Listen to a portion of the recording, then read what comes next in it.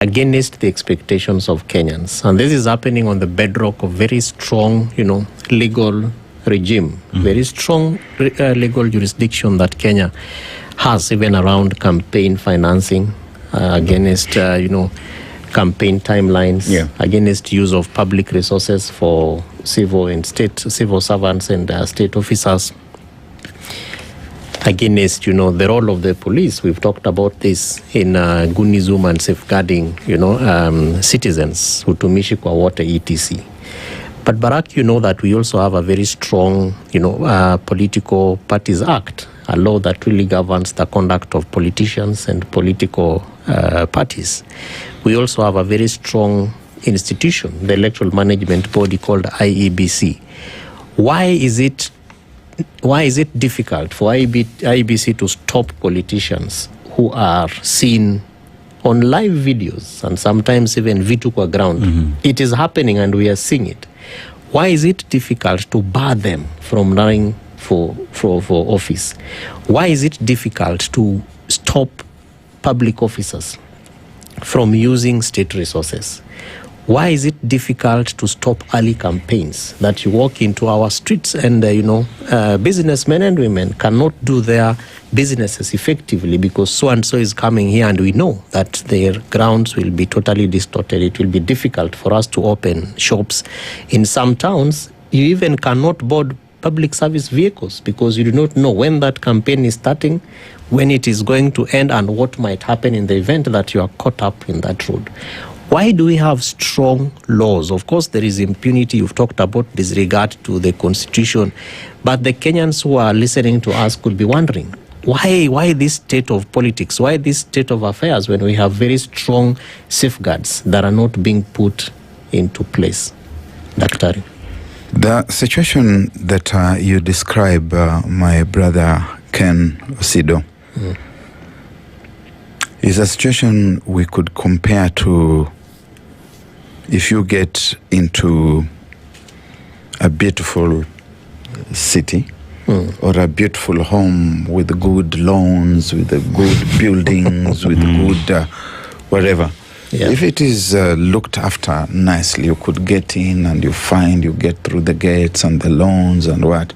Then you get into the house and you find that someone has been using exhausters. You know the things that are called exhausters. Yes. Yeah? My good friend, the late Fela Kuti Anikulapo, used one of those exhausters one day in Nigeria to just go and paint the contents of the exhausters into the home. Exhausters for people who may not know, because I have to take care of all the listeners and viewers, the audience. These things which we use to remove human waste from the pit latrines and from the tanks out there. What you put in is what you get out. Is what you get out. Garbage in, garbage out. Garbage out. So it doesn't matter what the law says about the political parties, what it says about IBC. If you put rot in IBC, you are going to get rot out outside of IBC. If you put rot in NC, IC, you're going to get rot from NCIC. We have not seen anything coming out. We have seen that, I don't know whether it was yesterday or 2 days ago, new names have been released again for the same purpose. Yeah. If in diplomacy that is rubbish what you're putting there, you're going to get rubbish out of the system. So if you put in anything in the judiciary, in wherever, and the judiciary is under encroachment just now, you can see that somebody is being propelled towards the Supreme Court, or some people are being propelled towards the Supreme Court, so that in the event that the election goes this way or that way. Now, in all this, gentlemen, and I'm sure there are ladies also listening. So in all these, ladies and gentlemen, the picture that I have painted this morning is fairly grim. It's a fairly hopeless picture. But we must always ask ourselves, isn't there a glimmer of hope? Silver lining. Anywhere, isn't there a silver lining in these very grim, cloudy spaces that you describe? The young generations, the salvation of this country rests with the youthful generations. That even a thief can only steal what he can carry, and run away with it. And run away with it. Because a thief who comes and steals what he cannot carry, some of it will drop, and in fact most of it, and will catch up with him, and he will take off.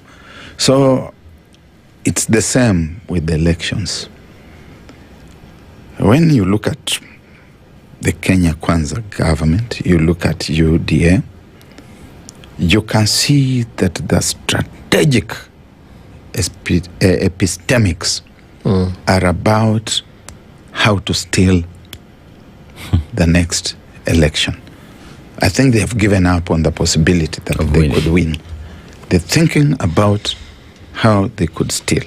But they can only steal when the voting is so emaciated.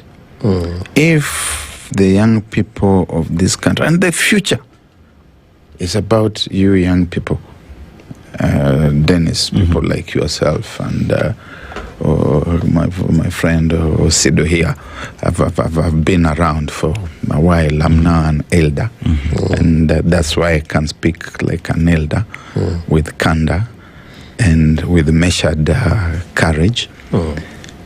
The future is about you and about your children. It's about my grandchildren and my children to a significant extent.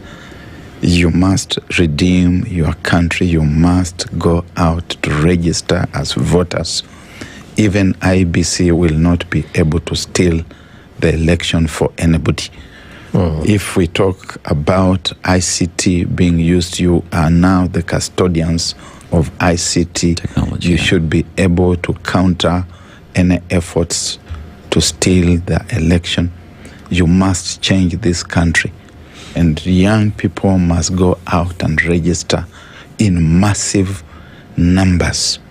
We have seen that there is interference. We saw that goons were sent the other day to interrupt and interfere, disrupt voter registration exercise, in some parts